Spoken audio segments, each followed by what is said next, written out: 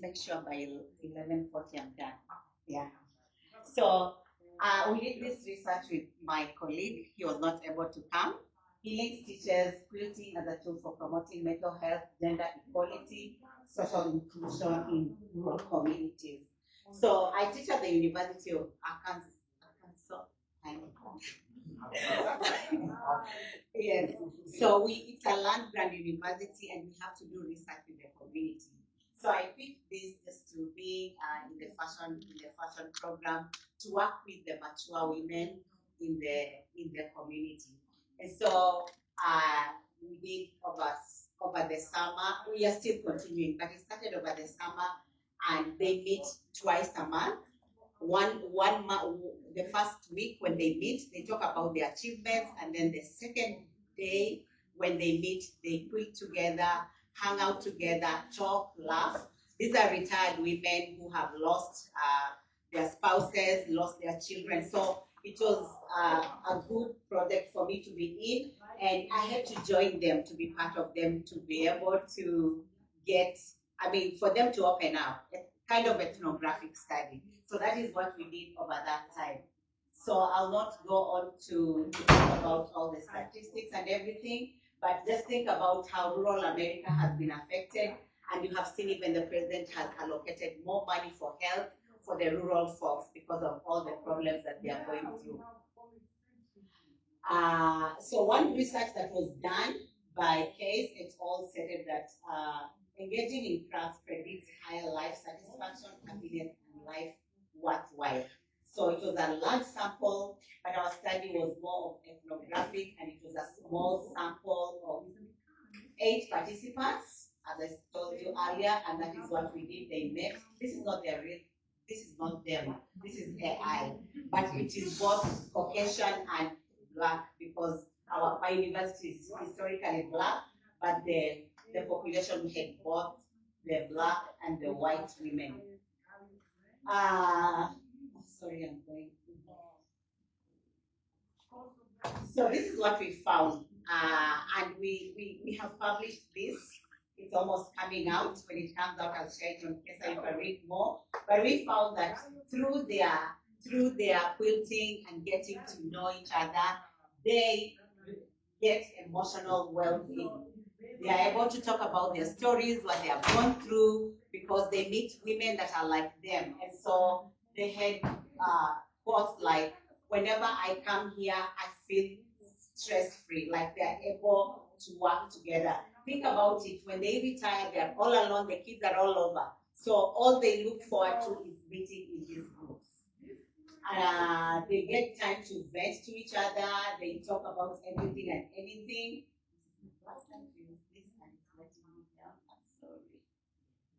Okay. The next one is social inclusion and belonging. As I said, they feel isolated because of being elderly. Their children are all over. So when they meet during this session, there's peer support. There's shared purpose. They were making like quilts for baby, for the hospital, memorial quilts, and then they were taking the quilts to an exhibition where they are able to win prizes. I started making my quilts. I haven't finished. I hope I can finish, but I just go there. They can see I'm part of them, but I hope to finish my quilt. There is connection to friendship, empowerment. They tell each other what they can do when things are not going right. So very interesting listening to them and working with them on all they are doing. And then another one was the cognitive engagement, where research has shown that when they engage in the sewing, their memory is sharp because they have to think, they have to calculate, and they have a teacher who is very precise. If it is 1/8 of an inch, it must be 1/8 of an inch. So that one really helps them with their cognitive reasoning, their ability to calculate. As you can see this example, they actually calculate, they have to measure, they have to cut, and that makes them to have their cognitive flow very, very efficient. And then finally is identity and purpose, working together. There's the competency. They feel like they have achieved. They are like, when they talk about their achievement, they are so grateful. They show off what they have done. And the one thing they didn't like me to take their pictures, so I had to listen to that. But I have this one picture that I took with the ones that accepted to be taken pictures. But they were like, okay, take our quilts, but don't take our pictures. So I had to just to be a good researcher and listen to them. So looking at this, we looked at what we found, and what is my time?